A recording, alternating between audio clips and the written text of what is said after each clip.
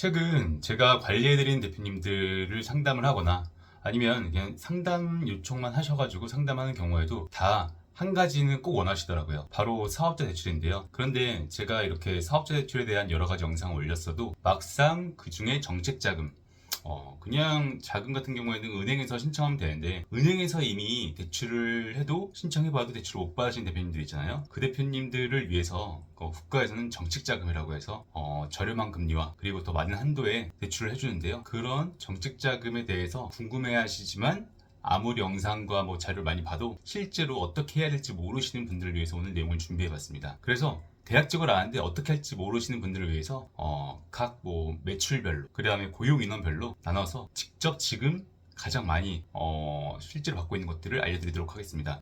크게 세 가지 케이스가 대표적인데요. 첫 번째는 매출이 4억 이하이면서 고용 인원이 없는 경우, 그리고 두 번째는요, 매출이 4억 이상이면서 고용 인원이 한 두세 명인 경우, 세 번째로는요, 매출이 4억 이상이면서 고용 인원이 5명 이상인 경우로 크게 나눠서 생각해 보도록 하겠습니다. 정말 세부적이고 디테일한 경우는 업체마다 다를 수가 있는데 그 부분은 좀 여기는 다루지 않고 크게 이 세 가지 경우만 다루도록 하겠습니다. 일단 매출이 4억 이하이면서 고용 인원이 없는 분들이시라면 신용보증재단과 소상공인 정책자금 이 두 곳의 자금을 이용하시면 됩니다.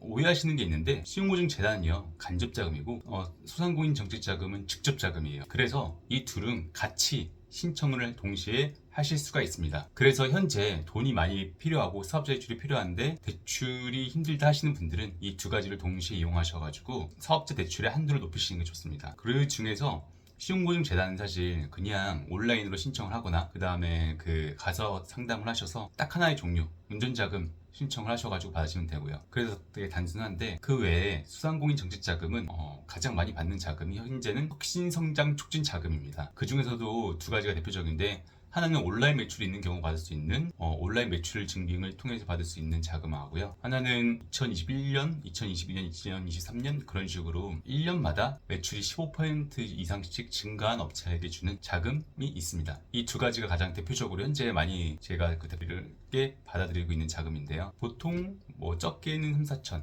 많으면 7, 8천에서 9천까지 나오는 자금입니다. 그래서 대출이 필요하신 분들이라면 내가 만약에 온라인 매출이 있다. 그게 아니라면은 내가 2021년부터 2023년까지 매출이 연 15% 이상씩 성장했다 하는 조건이 되신다면 이 자금을 꼭 신청해 보시길 바랍니다. 그 다음에 이 대표님들도 많으신데 매출은 4억 이상이에요. 매출은 4억 이상이고 고용 인원은 한두 명, 두세 명 정도 돼요. 그런 업체에 대해서 또 말씀을 드리겠습니다. 매출이 두세 명 정도 되는 업체들은 아까 말씀드린 것처럼 신용보증재단, 그 다음에 소상공인 시장진흥공단에 제출을 하시는 건 동일합니다. 그리고 그 중에서도 매출이 4억 이상 동일합니다. 그 대신 하나 차이가 그 신용보증재단이 아니라 신용보증기금으로 가시는 거고, 만약에 제조업이라면 기술보증기금을 가실 수도 있고 아니면 중소벤처기업진흥공단을 가실 수도 있습니다. 그래서 기술보증기금이나 중소벤처기업진흥공단을 동시에 이용하실 수가 있고 거기를 통해 또 자금을 받으실 수 있고, 더불어서 더 좋은 것은 만약 그중 제조업이시라면 중소기업진흥공단도 가지만 또 소상공인 시장진흥공단도 이용할 수가 있어요. 그래서 중소벤처기업진흥공단의 정책자금, 그 다음에 소상공인 정책자금, 그 다음에 기술보증기금이나 신용보증기금 이 세 가지를 이 네 가지를 다 이용하실 수 있다는 거죠. 그리고 중소벤처기업진흥공단 같은 경우에는 여러 가지 종류가 있는데 이런 경우에 가장 많이 받는 거는 보통 창업한 지 7년 이내 기업이라면 창업 기반 자금을 받으실 수가 있고요. 7년 이상이 됐는데 받을 수 있는 게 없다 싶으시면은 보통 긴급경영 안정 자금을 신청하시면은 대부분의 케이스가 됩니다. 연 10% 이상씩 매출이 감소했고 긴급경영 자금의 조건은 여러 가지 감소 요건이 있는데 구체적으로 말씀드리자면 너무 많아서 근데 여하튼 대부분의 대표님들이 이 긴급경영 안정 자금을 하시면은 해당 조건이 되는 경우가 많습니다. 그리고 디테일한 경우는 기관에다 일단 물어보시는 게 이번 영상의 취지에 맞을 것 같습니다. 다음으로는 매출이 4억 이상이면서 고용인원도 5명 이상인 경우입니다. 이럴 경우에는 소상공인 자금 대신에 중소벤처기업진흥공단에 중증공 자금을 신청하시면 되고, 아까 말씀드린 것처럼 창업기반 자금이나 아니면 긴급경영 안정자금이 대부분에 해당하는 케이스입니다. 매출도 4억 이상이고 고용인원도 5명 이상인 경우에는 이미 신용보증기금이나 기술보증기금을 쓰고 있을 확률이 높지만 아직 안 받았다면 기회인 거고요. 그리고 고용이 들면 추가 점수를 받을 수 있어서 또 증액보증이나 다른 기회를 노려볼 수 있습니다. 그리고 우리가 생각해야 될 게 세금을 아끼려고 재무제표를 무조건 이익을 작게 하는데, 이익이 늘어나야 재무제표상에는 또 가점을 받을 수 있으니 그것도 사업자 대출을 염두에 두고 있다면 미리 재무제표도 고려해 보셔야 합니다. 만약에 우리가 기본적으로는 신용보증기금은 매출이 줄면 안 좋아하고 매출의 하락폭이 크면은 대출을 못 받는 경우가 많은데, 그렇더라도 우리가 뭐 클린플러스나 트러스트홈 같이 아까 뭐 기보 신보의 그 대금 지급 프로그램을 이용하는 대출이 또 있거든요. 그 부분은 또 매출이 좀 떨어져도 받는 경우가 많으니 그 부분도 포기하지 마시고 절망하지 마시고 꼭 시도해 보시기 바랍니다. 정책 자금은 사실 진행해 보면은 어렵진 않은데, 하지만 그 종류별로, 그 다음에 이제 회사 상황별로 조금씩 신청하는 방식과 내용과 자금 종류가 달라지거든요. 오늘은 최대한 이 내용을 너무 디테일하거나 어렵지 않게 일단 대표님들이 보시면 실행해 볼 수 있게끔 한번 정리를 해봤습니다. 그래서 다시 한번 간단히 정리를 하자면, 매출이 4억 이하이면서 고용인원이 없는 경우에는 소상공인시장진흥공단의 혁신성장 촉진 자금을 진행해 보시는 거하고, 그 다음에 신용보증재단을 통해서 운전자금을 신청해서 진행해 보시는 거. 두 번째로, 매출이 4억 이상이면서 고용인원이 두세 명인 경우에는 일반적인 업종 같은 경우에는 저희가 소상공인시장진흥공단과 신용보증재단 대신 신용보증기금을 이용해 보시면 되는 거. 그리고 만약에 그 인원이 두세 명밖에 안 되지만 업종이 제조업이라면 중소벤처기업진흥공단도 그리고 기술보증기금도 이용할 수 있다는 거 추가로 이렇게 아시면 되고,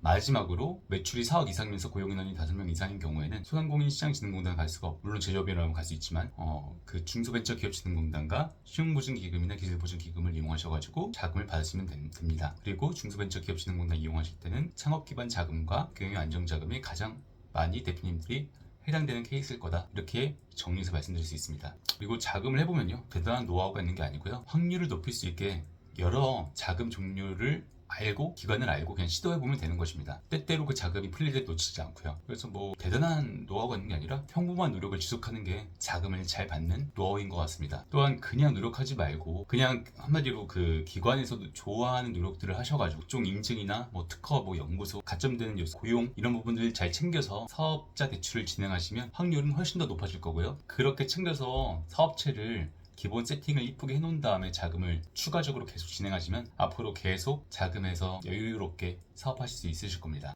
결국은 대단한 노하우가 있는 게 아니라요, 항상 확률을 높이는 노력을 계속하는 게 노하우인 것 같습니다. 그리고 여기서 그치는 게 아니라 자금은 정말 시작일 뿐이고요. 그 다음에 이제 정말로 기업에 도움이 되는 무료지원금이나 그런 세액공제, 그 다음에 법인 전환할 때 그런 혜택을 찾을 수 있는 방법들, 그리고 이제 무슨 뭐 각종 창업 관련 패키지들, 그리고 무료 바우처들을 잘 챙겨 가시는 게 정말로 성장하는 회사들, 그리고 제가 관리해드리는 업체들 중에서 잘 되고 있는 업체들은 다 그렇게 자금부터 시작해서 이렇게 좀 건전하게 커가는 절차를 밟고 있거든요. 그게 정말로 이제 안정되고 안정을 넘어서서 성장할 수 있는 기업들의 그런 비밀이라면 거창하고 그런 방식인 것 같습니다. 그리고 항상 생각하는 거는 급한 불만 꺼서는 절대 성장할 수 없습니다. 제가 예전에 그냥 급한 불만 끄다가 정말 좀비 기업을 만든다는 생각을 많이 가졌었거든요. 그래서 요즘은 최대한 성장하고 더 건전하게 노력하시는 대표님들을 많이 만나고 있는데요. 보신 대표님들은 이제 정말 그런 좀비 기업이 아니라 성장을 넘어서서 안정을 넘어서서 성장할 수 있는 기업의 대표님들이 되시길 바라겠습니다. 이상으로